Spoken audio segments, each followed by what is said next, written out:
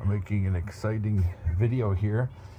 Of course, my excitedness is generally fairly relative, um, but it's good for veterans. I mean, I'm impressed, and I've always followed the rule of if people are different, be open to their differentness. Um, it doesn't matter if somebody's a different race is only a skin thing. Culture, somebody's different culture, be open to it. Learn. If somebody's LGBTQ plus, just listen to their story. You may find commonality. You may find that something great came out of them when they saw themselves, or something painful helped them realize themselves. You listen to their story. It's definitely a story of probably being marginalized and mistreated, and even people trying to harm them. Um, that's the way that I approach DEI. If you follow the golden rule, which is attributed to Jesus, but actually comes from I believe it was Hillel. Hillel. Sorry, inflammation again. It was from Hillel or could have been Ben Zakkai. Anyway, a famous rabbi. If you do unto others as you would wish them to do unto you, this is the sum of Torah. All the rest is commentary. So that golden rule, actually, folks, is misattributed. But anyway, it still applies as truth. And it's what it is God evolving humanity. Because if you remember, the rule of Hammurabi was an eye for an eye, tooth for a tooth. This is the time of the very beginnings of the Torah, the very beginnings of Abraham Avinu's life. That's when that law was law through most of the world, through, let's say, most of that hemisphere. And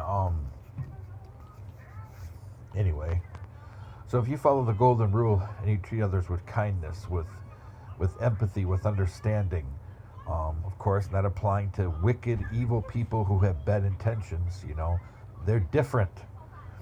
There's just, you could take a chance and be kind and merciful to someone who has done evil to you, but what you're doing by taking that chance is, if they retaliate, or not, correction, wrong word, if they escalate, they could end your life. Then everything you've believed, everything you've wanted to protect, your family, everything you want to pass down to the future, your culture, your families, the epistemology of your ancestors, your progeny, the sum of that, it could be lost. So, I'm the kind of person that takes the peace testimony and I compare it with everything I've learned about warfare, about human behavior, about psychology, about profiling of criminal tendencies, predatory tendencies.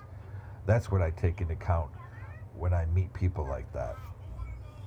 Because there's a lot of people, we'll call them diehard liberals, and some of them have good intentions, just realizing we are not Jesus. We are not Hillel. We are not Buddha. We are not these great people who've been fully enlightened, who had people around them protecting them so they could teach us a higher way to live. We live in the real world. I remember I used to work in a Mongolian barbecue long time ago, owned by and ran by Chinese and a Taiwanese family. I loved my time with Taiwanese and Chinese, and there's two distinct cultures, by the way. Don't just throw them together. Two distinct cultures, two. But I remember my boss said to me one time. He said, because there was a mouse in there, and I said, no. I said, let me catch it. I said, just give me a half an hour or whatever, and I'll catch it, because we actually shut down the restaurant. Well, I mean, the first 20 minutes we didn't. Then eventually, after two people, um, two or three people left, it was lunchtime. Then we did kind of close the doors for a while to try to get this thing. It was a mouse running around. Maybe not even a mouse. It might have been a tiny rat. But we figure it probably came in through the back door um, when supplies were being unloaded through the trucks. Because they kept it immaculate. The place was immaculate. So even the storerooms, refrigerator, everything immaculate. It was a great place. I loved working there. So many great people there. Anyway, so I said, just let me give a few minutes. And my boss is like, no. He said, just keep the customers happy and try to politely encourage them to leave until this thing is resolved, because we don't want people to see this. And because this little guy was running around the back of the main restaurant, inside the kitchen. Nobody could catch him. He's like a little ratatouille, always just trying to disappear. And so, we kind of had a debate. I said, I can get him. You don't have to kill him with something or stomp on him or something. I can catch him. I've done it before. I've done animal rescue and animal trapping for a long time. And my grandfather was a trapper for fur. But he's like, no. He said, leave this, this has to be done very carefully, very discreetly. He's like, we don't want anybody involved. Even the kitchen staff, we sent them outside to smoke for a while. And so he said, he said, I love you. He said, you're a great worker. He said, you're a very good person. He said, but trying to always do things the humane way. He said, sometimes in business, in this kind of situation, you can't do it the humane way because you only have a short time to act, and it has to be very quick or it's going to damage your business. He said, this is his exact words, and at first it struck me. You can't always live in the monastery. And if you're spending any time in Asian culture, especially ones that have a large Buddhist presence, you understand what he's talking about. Some places in Thailand, in Vietnam, in Japan, sometimes of years or during rains, the monks won't go outside the temple because of the rains, the water. They may step on a creature, they may kick something. Some of the monks refuse to drive because they may harm something. If they have a mouse or a snake in the monastery, they try to, live catch it or slowly convince it to leave. Or, example with some of the monkeys, they just let them live inside the monastery and come and go as they wish, believe it or not. And you find the same in India as well. The idea of ahimsa, or the idea of harming nothing. Anyway, so this is that kind of idea here being applied. Some people, I'm a big fan of the Blackway movie. My daughter and I have seen it like a dozen times. I like that movie. And just like one of the character on there says, Sir Anthony Hopkins, talking about the bad character, the antagonist, Blackway. Some people are just bad. Some things just have to be done. Some things just have to be done. That's what he says. And they're talking about killing this guy because all the damage he's done. He made Anthony Hopkins' character, his daughter, overdose, and she passed away. And this is after his wife just abandoned them for a rich guy. And he's seen his share of suffering. And this bad guy, this antagonist, named Blackway, he's also a cop. Well, he used to be. I take it back. He stopped being a deputy because he got too busy with this drug business and his human trafficking and his cheating local landowners out of timber. If they lived far away, they'd steal their timber. And it's just a horrible human being. And but anyway, you're going to encounter people like that, and if you give them a chance by being merciful or kind, it may be your undoing. So I tell people, you use the best wisdom, and you realize that if you don't have the gift for distinguishing spirits, then your belief and your dedication to not Christian nonviolence, the peace testimony, taken to the perfection of its meaning, it may end your life. So I caution even other Quakers, and it's even people who live in the Middle East, people from the Jewish community who want to be, so facilitating, so eager for peace, so opening up the back door and the side doors, not realizing that there's a significant portion of people in the Middle East who will shake their hand, and the minute they turn their back, they'll detonate an IED. This is the kind of people that sometimes you're dealing with. There's others, yes, they just want peace. They want to be able to shop at the same stores. The problem is, if you don't know how to distinguish spirits, you may die in that store. So this being said, I'm cautious now about the people we deal with. And when I find a true ally, I will protect them and have their back as much as I can. And that's the way Battle Buddy is supposed to be anyway. And if you follow the rules of Special Operations Command, you don't leave anybody behind. Even if it's somebody who's passed, you take them with you.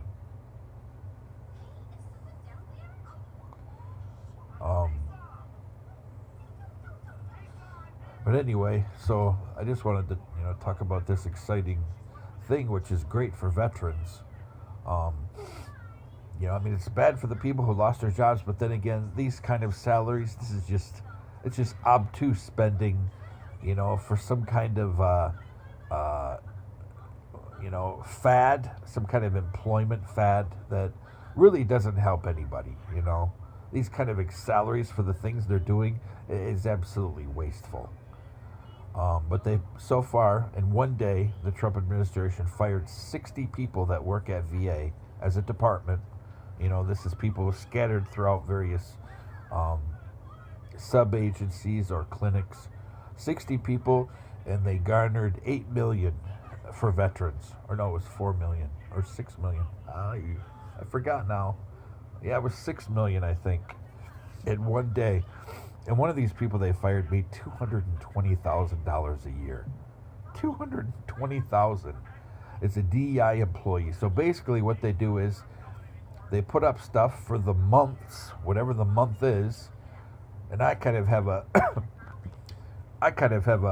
issue with the VA I go to the most, Lieutenant Alita Lutz, VA Medical Center.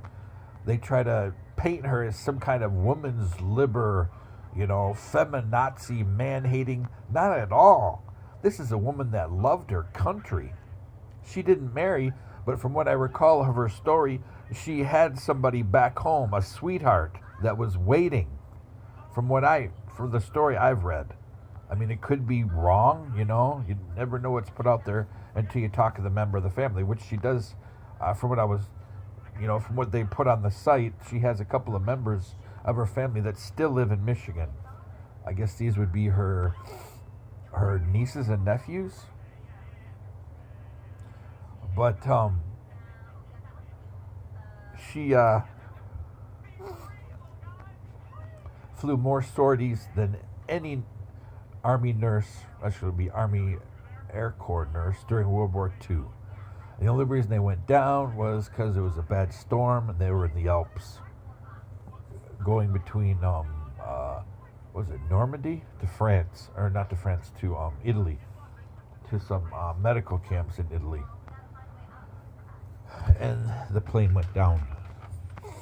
But before that, and even after that, she flew more missions and had more airtime, more flight hours than anybody in the Army Nurse Corps. She's a hero. And she was always ready. They would rest for a while, And then whoever the flight crew was changing would come to her and say, Lieutenant Letts, you want to go? She said, yep, my bag's already ready. She's a hero.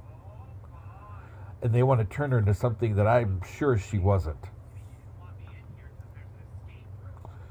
And this is evidence through, I remember when it was it Sexual Assault Awareness Month or Awareness Week, something like that. These are the people that the DEI are the ones who do stuff like this. Put a bunch of pictures on the wall, invite one or two speakers, or they speak themselves. And that's it. And then they bring a couple of speakers from different coordinators from various offices. That's what they do for $220,000 a year.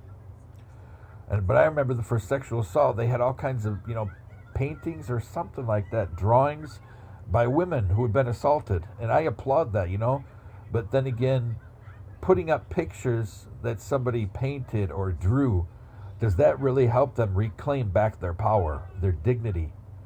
And does that make sure that as a victim they achieve justice? Or is it just making us look like we're DEI compliant? Hey, we protect people.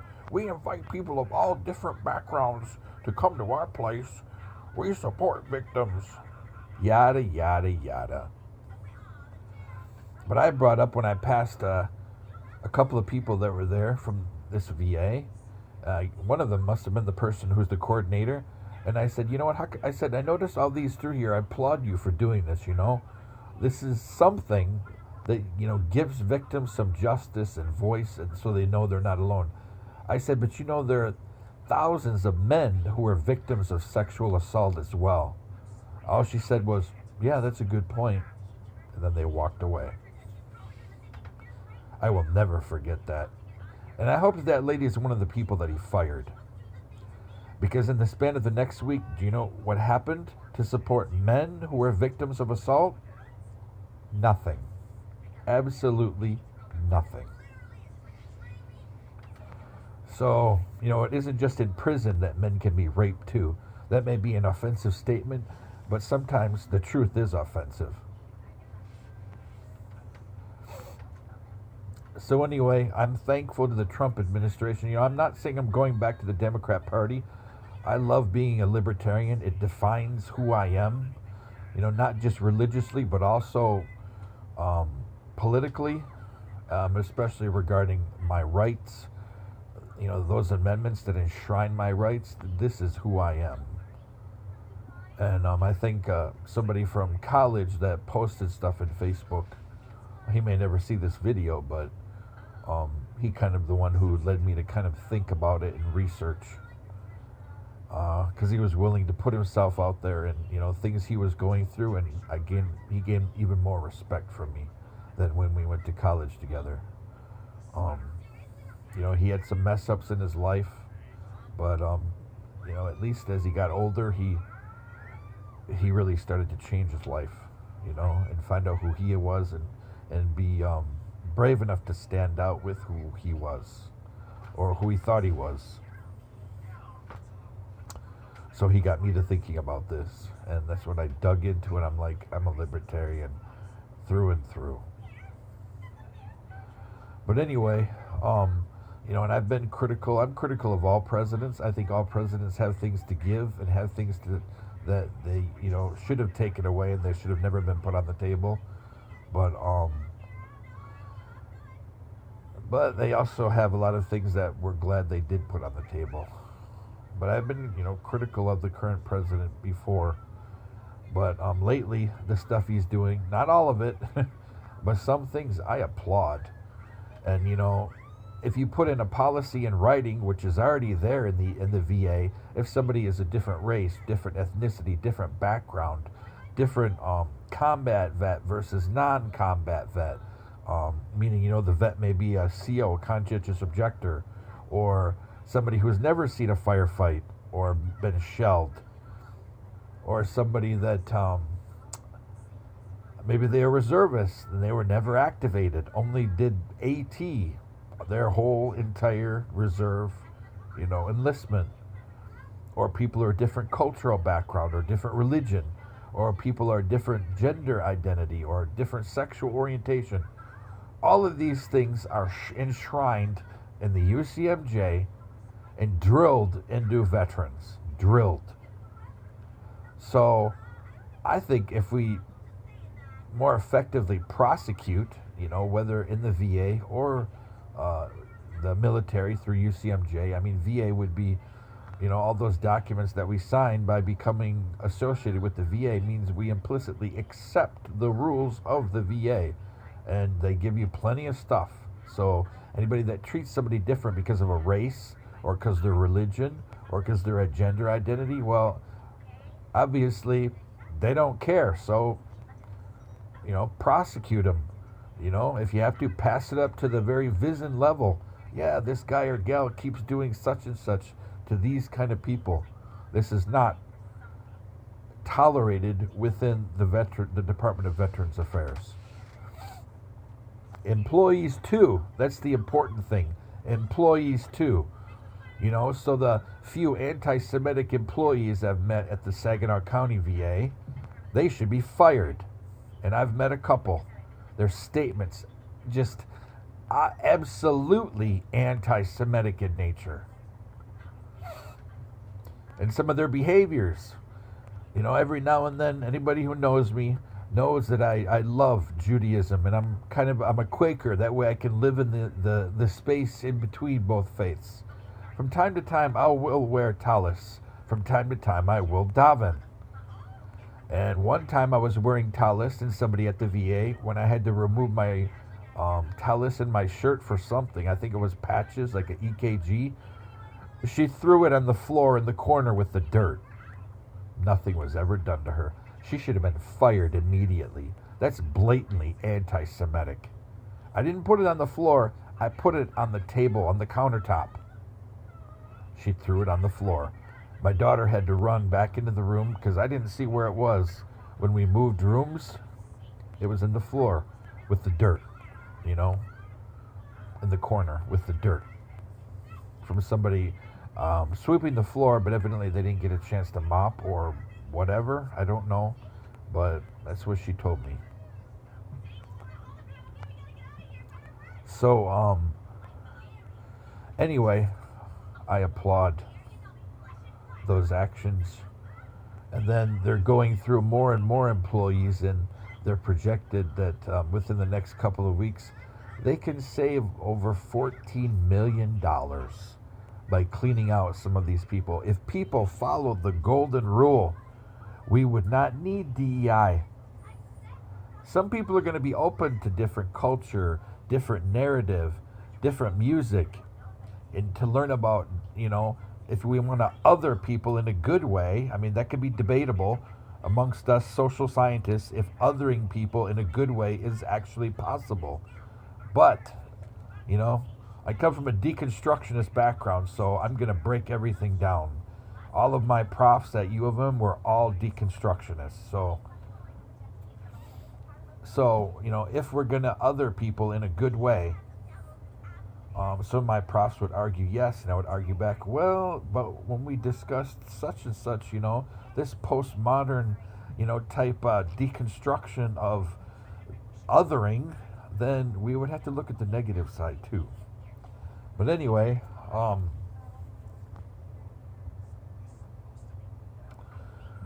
if people just treat people fairly, and people, understand that other people have good and bad experiences in our country, because it's a pragmatic country.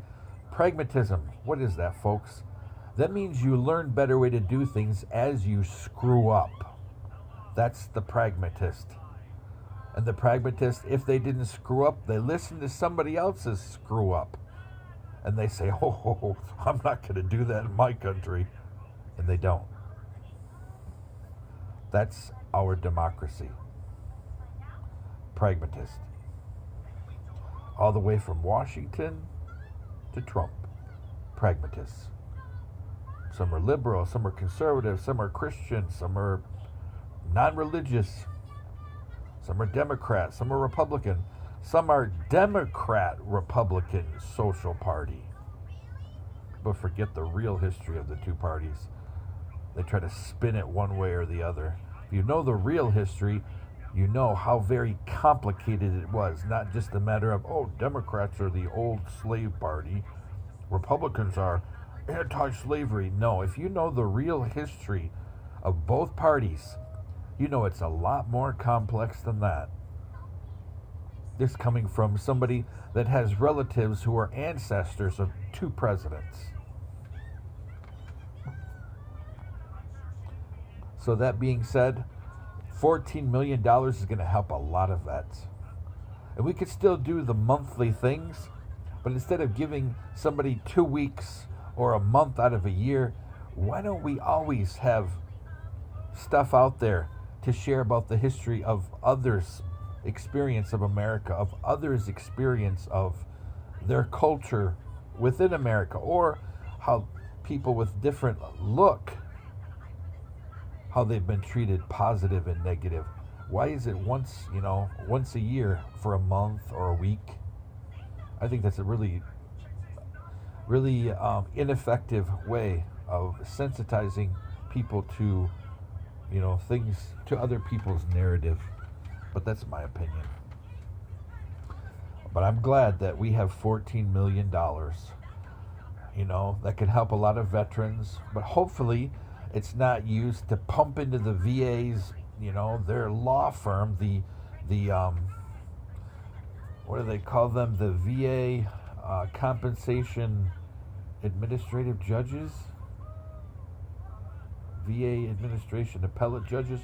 The VA's law firm that has judges and attorneys. Hopefully it's not pumped into them, so they can give a higher GS level VA attorney $100,000 a year and a VA appellate judge $200 a year, so they can tell 600 or 700 veterans a year, no, you don't get that 20% rating increase for $400 a month. Denied. Hopefully we'll prioritize it in the right way. Thank you. Thank you, Trump administration, for continuing and even increasing efforts that the Biden administration did to take care of veterans. I hope you go far and above.